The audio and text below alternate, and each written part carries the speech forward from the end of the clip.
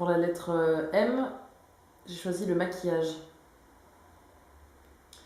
Le maquillage, j'ai un rapport compliqué avec le maquillage. C'est qu'avant, je pouvais pas sortir sans être maquillée. Et puis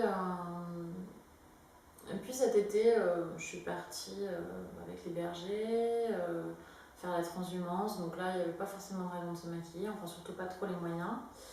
Et du coup, là, j'ai redécouvert ce que c'était que d'être naturel et puis d'essayer de s'apprécier naturellement.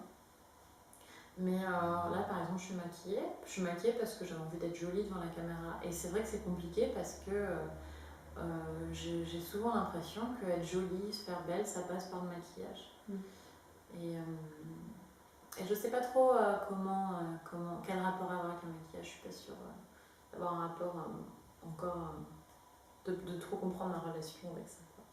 C'est en même temps quelque chose qui me fait du bien, en même temps ça me fait du mal, parce que je me dis, ça me fait du bien, je me sens plus belle, mais ça me fait du mal parce que je me dis que ça veut dire que naturellement je suis pas assez désirable, je suis pas assez ci, je suis pas assez ça. Et si ça n'existait pas, on se serait jamais posé la question. Bah, oui. Après, j'ai pas de critique vis-à-vis des femmes qui se maquillent, par exemple.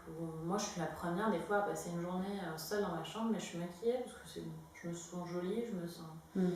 Et des fois, ce qui est drôle, c'est qu'il suffit, on peut faites le test si vous êtes une fille, de vous mettre du rouge à lèvres, et puis on va dire, ah, dis donc, aujourd'hui, t'as mis du rouge à lèvres. Comme si c'était un effort extraordinaire de mettre du rouge à lèvres. C'est vrai que c'est dur de mettre du rouge à lèvres. Mais c'est une fois, on s'en met un peu sur les dents. assez étrange, parce que c'est bien plus contraignant de s'épiler, de faire un tas d'autres choses quand on est une femme. Mettre du rouge à lèvres, en vrai, ça prend 3 secondes, mais alors on peut avoir des remarques toute la journée qui sont pas forcément agréables. C'est pas des remarques en disant que ça va bien, c'est pourquoi t'as mis du rouge à lèvres aujourd'hui? On maîtrise mal l'ampleur.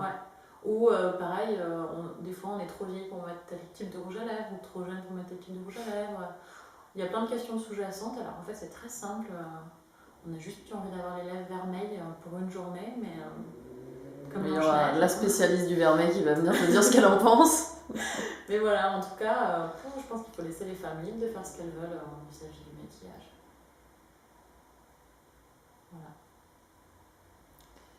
Pour la lettre N, j'ai choisi nu. Nu. Moi, j'adore me baigner nue. Je recommande à toute personne de faire ça un jour dans sa vie. C'est la sensation de liberté extrême qu'on puisse avoir. Et plus je vieillis, plus j'aime vivre nue. J'ai plus de mal à me mettre à poil, même devant des gens. Je m'en fiche. Moins de pudeur. Ouais, c'est assez agréable la nudité. Et de s'accepter tel qu'on est. Bon, après, il y a des émissions pourries qui existent à la belle toute nue. Donc le concept a déjà malheureusement été inventé par M6, mais en tout cas, c'est vrai que tout nu, on se sent bien, quoi. Pour la lettre O, j'ai choisi oublier. Oublier, je crois que le cerveau est bien fait et qu'il nous fait oublier un tas de choses. En tout cas, moi ça me rappelle le deuil de mon père d'oublier, parce que plus le temps passe et plus j'oublie des choses sur lui. Aujourd'hui, je me suis rendu compte que j'étais incapable de me souvenir de son odeur. Et c'est assez... c'est douloureux et ça ne l'est pas. C'est-à-dire que je pense que c'est beau d'oublier en fait. J'ai appris ça, que accepter l'oubli, c'était... je accepte l'oubli volontiers. Que je ne sais pas à tout prix visualiser des photos, de retenir son parfum, je l'ai fait un temps, de ressentir des vêtements à lui, de revoir des photos. J'ai pas de vidéo, mais j'aurais rêvé. Et maintenant, j'accepte volontiers. Je pense que maintenant, je pourrais me passer de toute photo de mon père, ce que j'aurais pas pu dire à l'époque. Mais c'est bien pour moi d'oublier. Alors j'oublie, oui et non, mais en tout cas, il y a plein de choses que j'ai oubliées et c'est pas un mal.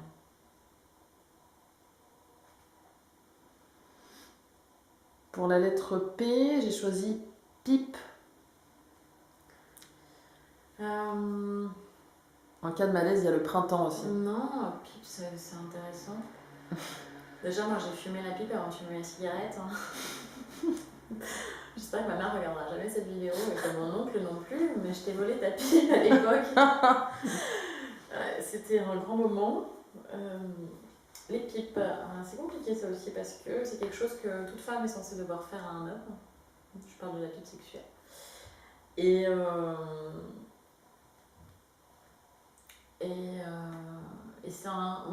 pour moi, c'est quelque chose qui me rappelle la pornographie dans le sens où c'est pas pornographique de faire une pipe. C'est qu'en tout cas, il y a tellement un imaginaire pornographique, surtout autour de la pipe, par rapport à comment la femme est positionnée, est-ce que le mec lui prend les cheveux, il prend pas les cheveux, etc. Qu'en tant que femme, moi j'ai eu énormément de pression à me dire mais est-ce que je fais ça bien et pour moi le sexe c'est quelque chose qui, comme pour beaucoup, je pense, qui se ressent, en fait, qui est spontané. Et ça fait partie des rares choses où j'avais des blocages en me disant oh là là mais peut-être que je le fais pas comme je devrais le faire en fait.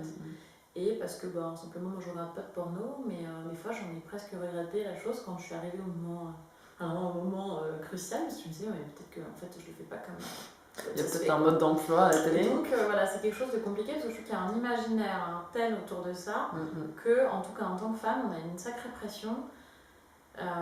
Surtout vis-à-vis de en fait on se rend compte que ce qui est spontané et naturel c'est pas forcément ce qui... Je pense que c'est quelque chose qui a été beaucoup trop alimenté par le porno. Enfin, après, c'est ma vision peut-être décalée du truc, mais je veux dire, à se faire vomir parce qu'on se la coince au fond de la gorge, spontanément, aucune femme à l'état de nature va faire ça en fait, tu vois.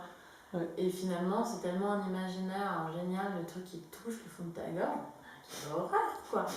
Donc bref, j'ai peut-être un petit côté très prude vis-à-vis de la pipe, mais en tout cas, ça a dépassé mes dons naturels, quoi. Merci. Pour la lettre Q, j'ai choisi le mot quête.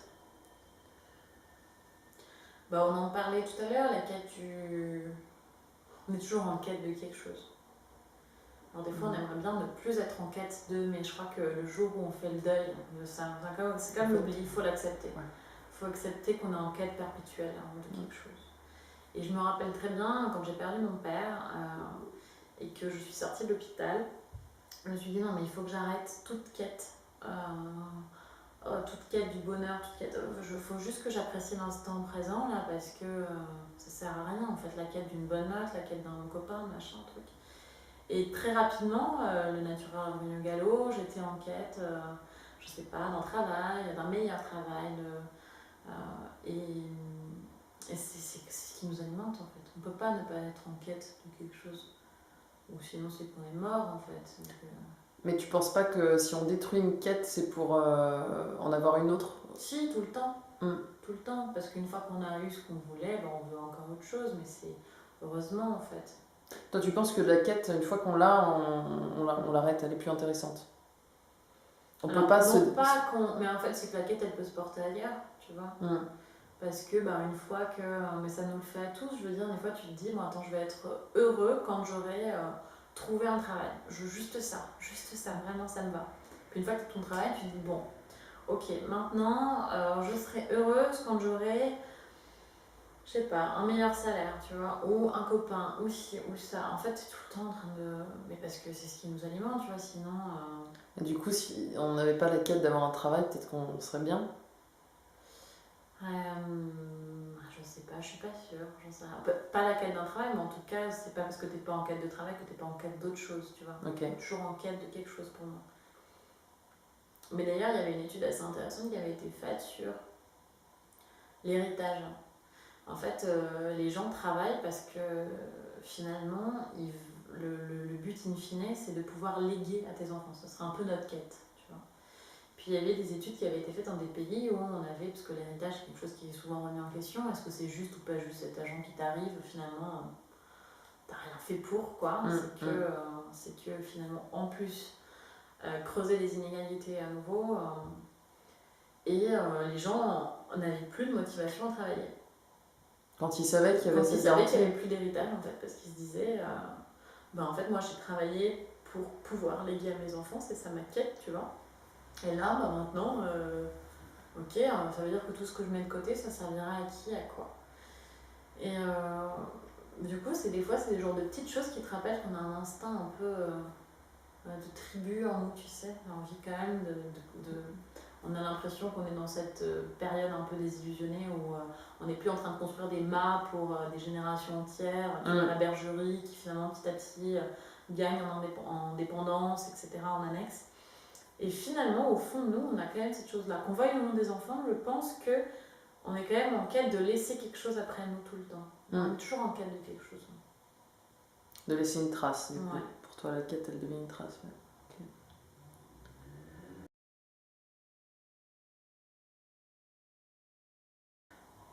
Pour la lettre R, j'ai choisi radin. Radin. C'est le pire défaut au monde pour moi. Après, c'est ma nature, mais même quand j'ai rien, je donne, quoi. Je supporte pas les gens qui... Après, c'est pour moi des gens qui sont peut-être trop prévoyants et pas assez carpe diem. Moi, j'aime bien me dire, bon, ok, comme l'avare de Molière, quoi. Je vais peut-être mourir demain, j'ai pas envie de m'endormir sur mon secteur. La preuve, là, j'avais pas de thunes et j'étais en train de plus ou moins vouloir acheter un sapin de Noël. Donc, je sais pas, peut-être que je vais mourir demain et j'ai envie de sentir l'odeur du sapin une dernière fois. Donc, j'aime bien donner.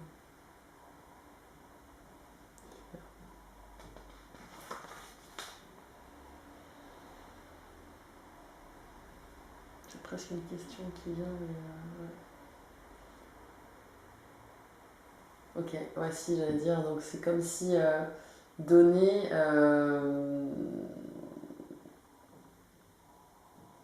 ça évitait de mourir trop vite. Ouais, non, ça marche pas comme truc, je le couperais, ça. J'ai essayé de faire un... Parce que d'un coup, j'ai eu une phrase toute faite dans la tête et ça n'a pas marché. Sur ce que tu dis de... Ouais. Je pense que tu donnes pour mourir en paix, quoi. Tu vois. Je veux rien retenir, en tout cas. Pendant longtemps, j'ai été quelqu'un de très économe, tu vois, je comptais mes sous, je prévoyais un tas de trucs. Et en fait, je me faisais pas de plaisir au quotidien, quoi. Là, tu penses que... En fait, on sait qu'on disparaît, et du coup, pourquoi... Bah ouais, je crois que... Après, j'ai eu un père un peu flou qui payait jamais ses impôts, qui claquait sa thune dans des œuvres d'art, dans des machins, dans des trucs. Ça m'a peut-être pas forcément bien forgé. Tu préfères donner du sens que... Ouais, je préfère donner là... Tu vois, bah, ce truc-là, par exemple, c'est... Ça s'anime en réalité virtuelle. Ça m'a coûté une blinde, je sais pas combien ça m'a coûté. J'ai même pas l'application pour l'utiliser, hein, c'est dire. Ah oui, c'est des cartes postales oui, qui s'animent. Tu sais. Oui. Et j'avais pas de thunes au moment où je l'ai acheté. J'étais à un concert, je les ai vus, je me suis dit non, mais là j'ai envie de leur donner à eux, tu vois. Ouais, pour une cause. Et voilà, je sais pas, c'est juste. Je crois que ça te rend moins aigri. Tu sais, j'ai une prof qui me disait que les gens radins, ils étaient aussi radins aux toilettes. En fait, c'est des gens souvent qui sont constipés. Ils chient pas? Non. Ils tiennent tout. Je suis contente, je crois que mon transit est plutôt long. Mais.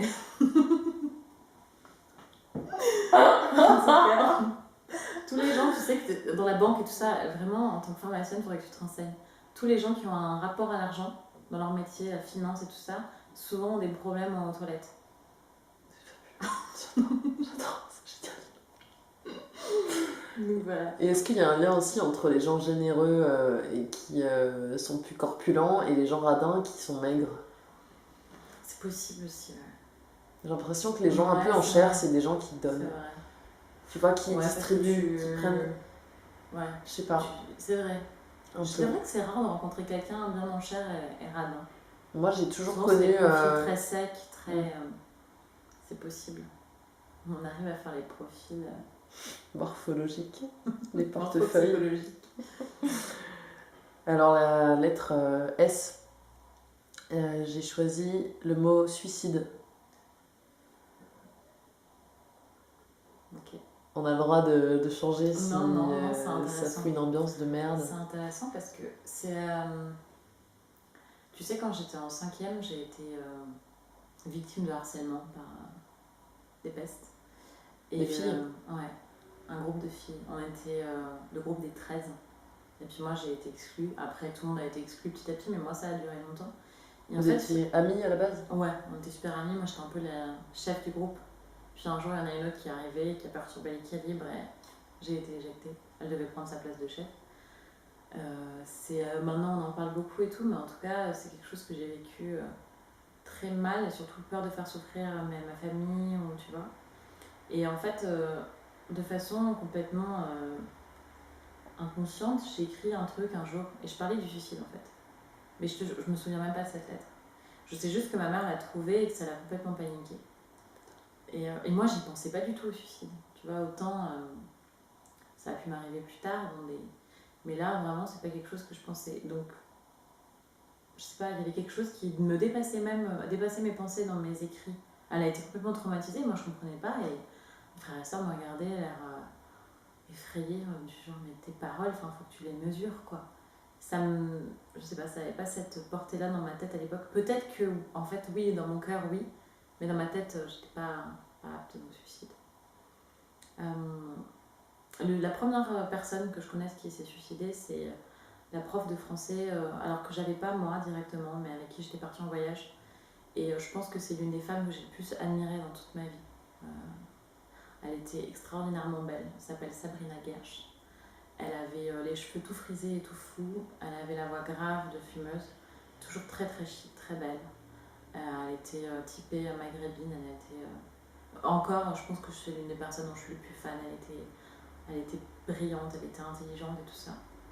Et puis je suis partie au Futuroscope avec elle et je me rappelle qu'elle me montrait les cadeaux qu'elle avait achetés. Et elle avait acheté un porte-clés pour le fils de son mec. Et je me disais qu'il avait de la chance, ce petit, d'avoir cette femme comme belle-mère. Et puis, bref, l'été est arrivé, et puis on est arrivé à la rentrée, on nous a dit qu'elle s'était suicidée. Et surtout que c'est pas un suicide sur un coup de tête. Elle a pris sa voiture et elle a fait 2 heures de route pour aller au pont de la Mariée, où en fait c'est un pont qui est dans le sud de la France, où un jour une mariée a disparu.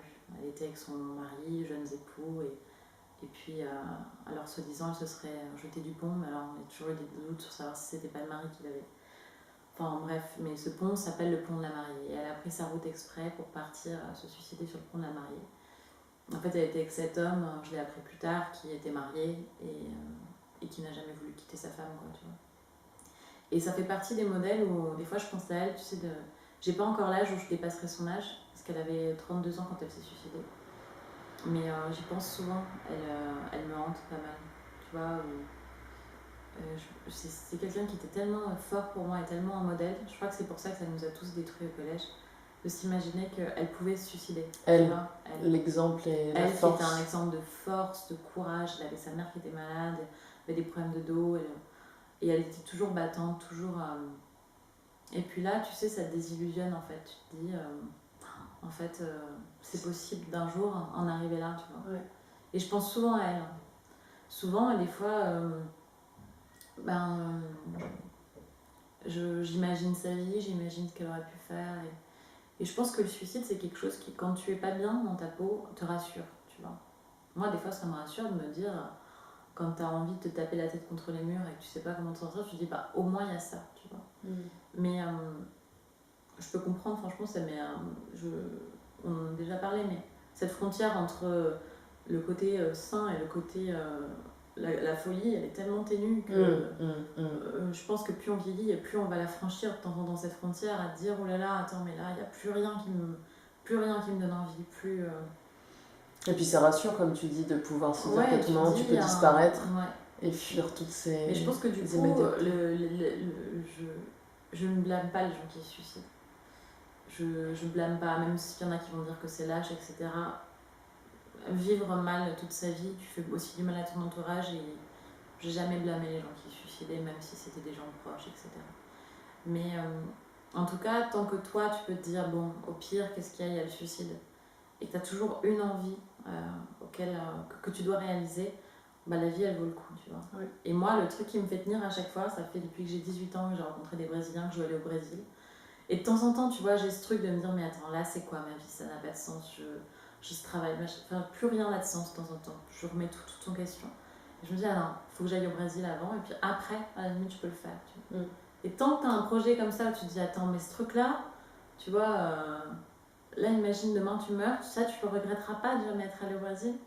Si, et du coup, ça me fait tenir, tu vois. Et je pense que dans la vie, tant que tu as cette étincelle-là, elle vaut le coup. Le jour où tu l'as plus du tout, je me dis malheureusement, effectivement, peut-être que. Ouais. Mais voilà, du coup, c'était la vision du suicide. Super mesure. Alors, la lettre T, j'ai choisi le mot tardif. Je me surprends moi-même. Tardif comme mon mémoire. Je fais savoir que je suis quelqu'un de tardif. Ouais, je surprends pas mal ma famille parce que j'ai toujours été quelqu'un de trop réglé. Tu vois, je faisais des programmes de brevet, programmes pour réviser mon bac, des programmes tout le temps. J'avais toujours affiché sur mon bureau un petit programme. Mais même programme de ma journée, tu vois. Telle heure à telle heure, je peux faire ci, telle heure. Et je crois que j'ai tellement tout contrôlé qu'un jour j'ai explosé. Et depuis, je vis de façon complètement tardive, quoi, tout. Jusqu'à mon mémoire que j'aurais dû rendre il y a 2 ans et que j'ai repoussé jusqu'au jour où je me dis bon, peut-être falloir que je le fasse parce que là, ma carrière est clairement en jeu en étant professeur. Mais et récemment, à ton école, ils t'ont demandé tes voilà, diplômes. ils m'ont demandé mes diplômes et effectivement, je n'avais pas mon mémoire que j'aurais dû rendre il y a 2 ans. Donc j'ai dû appeler mon école en disant oui, voilà, c'était il y a 2 ans, je sais, c'est tardif. Cacher des choses. En fait, je l'assume hein, dans ce côté-là, tu vois, genre pareil, c'est un côté où les Italiens sont en paix avec ce concept d'être tardif. Alors, ils peuvent arriver en retard, le prof peut arriver en retard à l'université, c'est normal. C'est que tu apprécies la vie en fait. C'est qu'avant, tu étais en train de boire ton café, tu passes à un bon moment, t'es en retard, c'est pas grave. Donc j'excuse tout ça. J'ai retardé pour mémoire parce qu'en fait j'ai fait tellement de trucs entre qui ont été tellement plus gratifiants que ça. Donc le côté tardif, moi j'ai pas trop. Au contraire, je conseille aux gens d'être tardifs dans la vie. Et t'es née tardivement, toi, tu sais ou pas, si au niveau de ta date de naissance, t'es arrivée... Je crois que je suis arrivée au dernier moment, je pesais 4 kilos, tu vois, genre. J'étais déjà prête pour affronter la vie. Je voulais repousser ce moment. Alors, c'est un mot un peu mitigé, un peu controversé plutôt, controversant. Pour la lettre U, j'ai choisi le mot urne. Urne. Ouais. On peut mettre un peu diverses choses dans une urne. C'est vrai. À toi de la remplir, je sais pas. Ça peut être une urne funéraire aussi. Ouais. C'est vrai. Du coup, je peux te raconter une histoire drôle pour ça. Parce que je crois que je t'ai pas encore raconté l'histoire drôle. Une histoire drôle Allez. C'est mon frère qui faisait de la plongée dans le sud. Et puis, il y a une règle en plongée, c'est que quand tu tombes sur des déchets, tu dois les ramasser. Enfin, ce que tu peux en tout cas. Et puis, bref, un jour, il était avec son prof de plongée. Son prof trouve un genre de capuchon, tu vois. Et bon, il avait les mains prises, etc. Donc, il l'a fixé derrière son masque de plongée, tu vois. Et puis, il continue leur séance, tout ça. Et puis en fait, il tombe sur l'urne funéraire et c'était le bouchon en question qui était sur la tête de son prof de plongée. Il s'est agité sous l'eau et qui s'est empressé de l'enlever de sa tête. Et finalement, je me suis dit que c'était pas si classe de balancer l'urne. Enfin, j'ai jamais vu un truc comme ça. Tu balances les cendres, tu balances pas l'urne entière. Peut-être des mains qui ont glissé. Mais ouais, je crois que ça. Après. L'urne des votes, ça m'intéresse pas trop, ouais, je crois que c'est quelque chose. J'ai même pas en fait d'avis intéressant à me donner dessus parce que. C'est tellement blasant la politique. Ouais, mais en même temps, j'ai pas envie d'être dans ce côté de la population qui dit non, de toute façon, ça sert à rien de voter parce que j'en suis pas non plus convaincue. En même temps, je suis pas convaincue que ça sert à quelque chose. Bon. Évitons l'urne politique. Ouais. Elle était bien l'histoire de plongée sous-marine. Pour la lettre V, j'ai choisi le mot vêtement.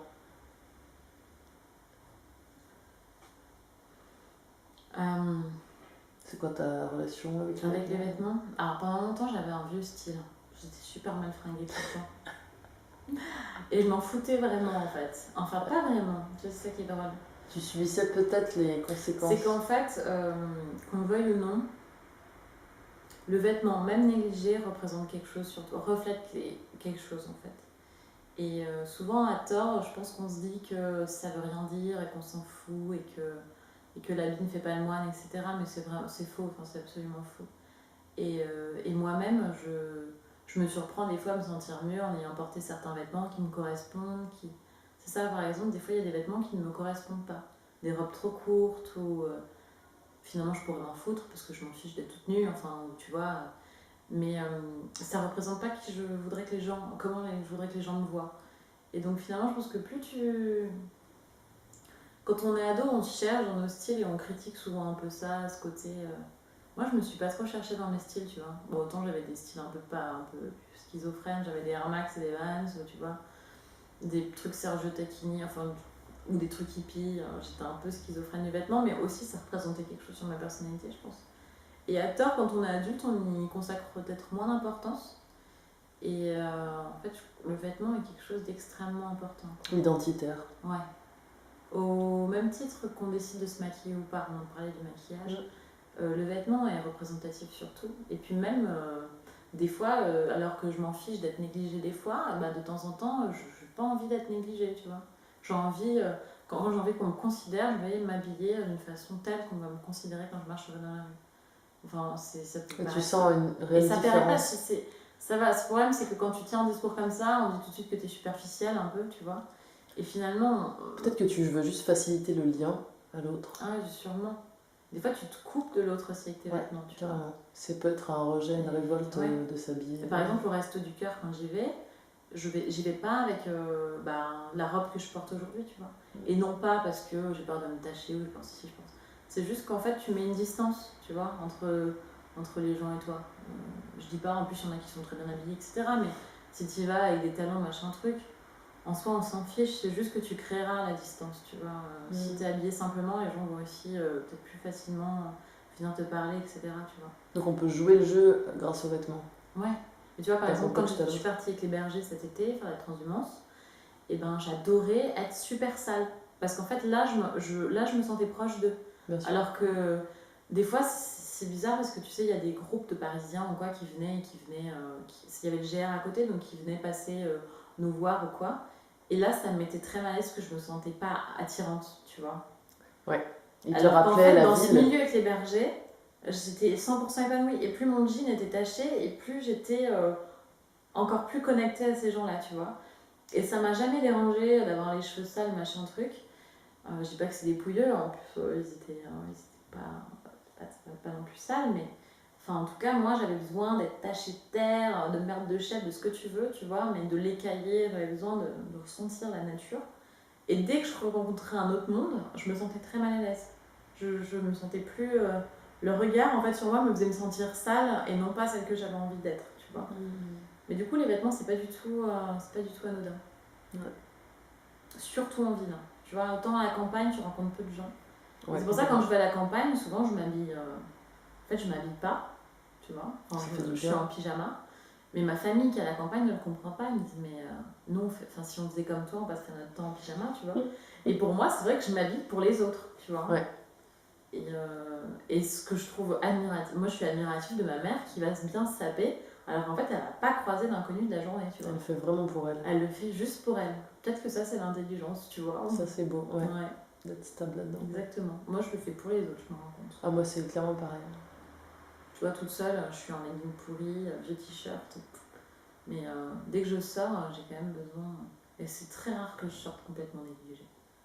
Tu vois, même en pleine flemme ou quoi, je vais quand même me mettre un jean et c'est très très rare que je sorte en pyjama, quoi. Où je me sentirais pas trop à l'aise. Tant qu'on est jeune, en plus, il faut profiter de ça, je trouve. Ouais. Tu vois, de te mettre en valeur. Et ça passe par les vêtements, ouais. Pour la lettre W, j'ai choisi le wagon.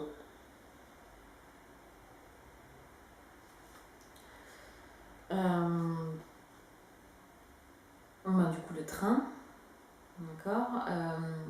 Moi, c'est un de mes moyens de transport préférés, je crois. C'est vraiment celui qui te berce, quoi.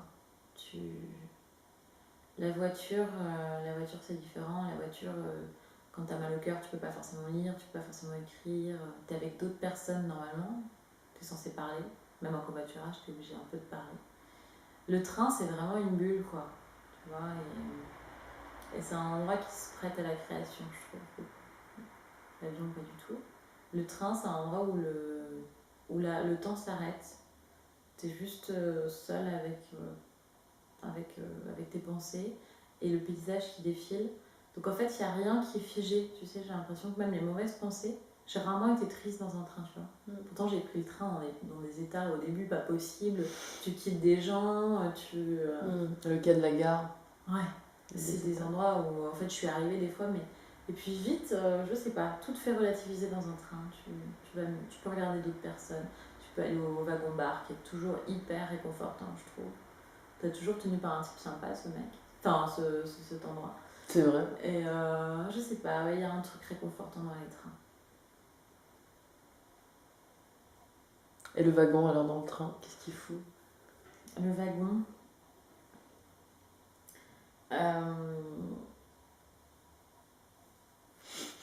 Désolée, c'est pas le but de te coincer. De te coincer Qu'est-ce là, qu'il fait, le wagon, dans ton wagon.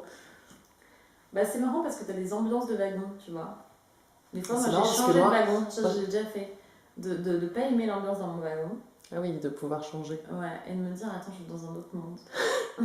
Et puis là, tu sais, t'as ce sas de sécurité en mode et là, ouais, t'es transporté dans un autre monde avec de nouvelles personnes à observer. De nouvelles odeurs, de nouveaux bruits. C'est tout un univers dans un wagon. C'est à chaque fois très différent. C'est marrant parce qu'en fait, le wagon, là, tu me le décris tel qu'il est dans la réalité, avec le train. Et moi, pour moi, un wagon, c'est très symbolique en fait. C'est celui qui est derrière en fait. Ouais. Tu vois, c'est celui qui s'oppose au moteur. Il est passif. C'est celui qui est en train de. Ouais, c'est le wagon qui a choisi d'être dans les derniers, quoi. Mais c'est beau comme tu as décrit le vrai wagon. Pour la lettre X, j'ai 2 mots. J'ai xérès et j'ai xylophone. C'est pas facile la lettre X. Hein. Bah alors xérès, c'est quelque chose qui m'a fait revoir mes normes. Tu sais, depuis que je suis petite, moi je mange du vinaigre balsamique avec le père italien, c'était obligé. Et toutes mes salades ont toujours été faites au vinaigre balsamique jusqu'au jour où j'ai rencontré quelqu'un qui avait toujours fait ses vinaigrettes au vinaigre de xérès. Et c'est arrivé il y a 2 ans. Et on en gueule encore. T'as vraiment changé la recette familiale? Bah non, je l'ai pas changé pour lui, mais en tout cas, j'ai découvert un autre monde. Tu vois, j'ai découvert que c'était possible de faire ta vinaigrette avec du vinaigre de xérès. J'avais jamais entendu parler du vinaigre de xérès. Et c'est un genre de truc où tu te dis ah mais en fait la vie est quand même dingue, tu vois. Genre, surtout, même les petits trucs du quotidien où tu t'es jamais trop posé la question, bah, ça m'a complètement chamboulé. Alors que c'est pourri, hein, c'est de la vinaigrette, c'est du vinaigre, clairement. Mais là, tu vois, ça m'a fait remettre en question un truc qui pour moi me semblait établi. Bah, bien sûr, du vinaigre avec du vinaigre balsamique, tu vois, je suis arrivée très sûre de moi. Et c'est important, ce genre de moment où des fois tu te dis ah oui, en fait, tu t'apprends à changer un peu ton regard. Tu vois. Ça a été un moment constructif, aussi bizarre que ça puisse paraître. Le vinaigre de xérès m'a ouvert les yeux. Pour la lettre Y, j'ai choisi le yang. C'est pas sympa ça. Je sais pas ce qu'on va raconter sur le yang. Alors, entre guillemets, bon, c'est dans le yin et le yang, pour l'explication, c'est la partie obscure qui est censée représenter la femme, la froideur et la lune. Et voilà, débrouille-toi avec ça. La femme, la froideur et la lune. C'est drôle, hein, cette composition. La femme, la froideur et la lune. La femme et la lune, je suis d'accord. J'ai toujours vu la lune comme une femme. C'est d'ailleurs très rare qu'elle soit représentée en homme, même dans les bouquins pour enfants. C'est toujours quelqu'un de... C'est toujours bienveillant, en train de te sourire. Et le soleil, c'est vrai que c'est plutôt masculin, même dans les dessins animés. Même dans les Télétobies, c'est un petit bébé garçon. Par contre, la froideur, tu vois, c'est étrange. Je pense que les femmes ont ce côté où elles arrivent à contrôler énormément par rapport aux hommes. Tu vois, moi j'ai rarement pleuré devant un homme, jamais même. Ça m'est arrivé une fois. Et encore, j'ai quitté la pièce pour pas qu'il me voie, tu vois. Alors qu'un homme va beaucoup plus, des fois, se livrer, bizarrement, beaucoup plus. Et les femmes, je pense qu'on arrive toujours à garder ce contrôle de nous qui peut nous rendre froides, souvent. Alors qu'en fait, on souffre derrière incroyablement, ou on ressent incroyablement fort. Mais en tout cas, on arrive toujours à garder cette dignité. Ce serait dur de dire ça parce que c'est pas forcément moins digne d'exposer tout. Mais en tout cas, on arrive à garder ce contrôle. Donc je l'entends. Et je pense qu'on a tous cette part masculine et féminine en nous, en fait. Et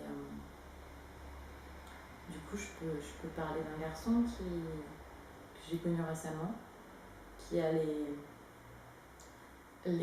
chromosomes XXY et qui aime trop les femmes pour n'en aimer qu'une.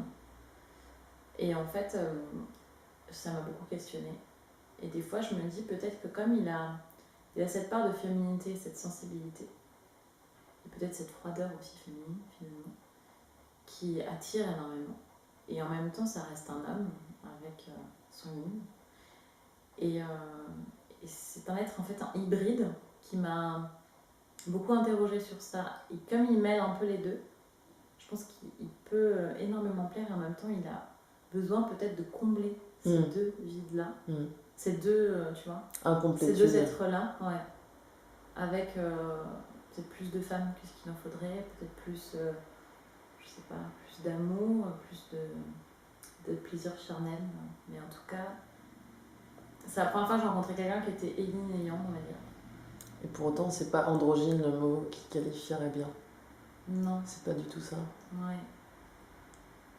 Mais en tout cas, je pense qu'on a toute cette part, on a tous ces deux êtres-là en nous. Et c'est juste que certaines fois, c'est plus exacerbé que d'autres. Mais on a tous... et la culture, malheureusement, nous a imposé à nous comporter d'une telle façon. En naissant une femme ou en naissant un homme. Mais on a tous ces deux parts-là en nous. Et la force, c'est de réussir, en tant que femme surtout, à cultiver l'autre partie, quoi. La partie lumineuse. Merci Maju. Et pour terminer, la lettre Z. J'ai choisi Zizi. Zizi. Je suis ravie de ne pas en avoir. C'est vrai, hein, c'est un truc où depuis que je suis petite, je suis contente de ne pas en avoir parce que je trouve ça extrêmement moche. Et j'aime bien être propre sur moi et j'ai toujours eu du mal pour les hommes qui avaient cette chose qui pendouillait, tu vois. J'aime bien mon corps de femme et c'est vrai que je l'ai souvent vu comme une excroissance plutôt que quelque chose de viril, tu vois. Plutôt quelque chose qui fait tache, en fait, tu vois. Un truc à couper, quoi, tu vois, presque. Qui est là en trop et qu'on n'a pas demandé à voir. Et j'ai souvent envie de couper des bites, je crois. C'est une belle activité. Ouais. Je pense que c'est quelque chose qui a un organe, en tout cas, qui est compliqué à gérer pour les hommes. Et je pense qu'effectivement, beaucoup de problèmes, même de problèmes de société, viennent souvent de ça, en fait. C'est bizarre, hein, ça vient d'une excroissance. Mais souvent, tu te rends compte que quelqu'un, par exemple, qui en fait des caisses, en fait, c'est quelqu'un qui a peut-être une petite bite, tu vois, besoin de compenser quelque chose, ou c'est quelque chose qui alimente un tas de trucs, alors qu'en fait, c'est ridicule, quoi. Mais c'est vrai que nous, en tant que femmes, on a aussi nos complexes sur notre vagin ou nos lèvres, ce que tu veux. Mais c'est pas pareil, c'est à l'intérieur, tu vois. Un homme, ça a tout de suite cette problématique d'être vu, devoir être imposant, devoir être comme ci, être comme ça. Et du coup, c'est vrai que souvent, les problèmes que je peux avoir avec des hommes sont liés en fait à ça. Alors que ça paraît complètement anodin. En plus, le mot zizi est super mignon. Enfin, c'est ça qui est terrible. Quand Pierre Perret le chante, c'est encore plus mignon. On a envie de tout savoir sur le zizi. Et c'est vrai que quand on devient adulte, c'est plus un zizi, c'est la bite ou c'est le sexe ou ce qu'on veut. Et déjà, le mot est beaucoup moins mignon et ça veut bien dire ce que ça veut dire, quoi. Parce qu'on passe à d'autres problématiques, en fait. C'est plus un petit qui va avoir des problèmes avec son petit zizi, qui va devoir le toucher, etc. Ça devient des problématiques d'hommes, en fait. Ça se transpose à l'échelle, tu vois ce que je veux dire. Et finalement, c'est vrai qu'on dira plus trop zizi pour un adulte. Peut-être on devrait minimiser leur bite, tu vois. Et dire, oh, ton zizi,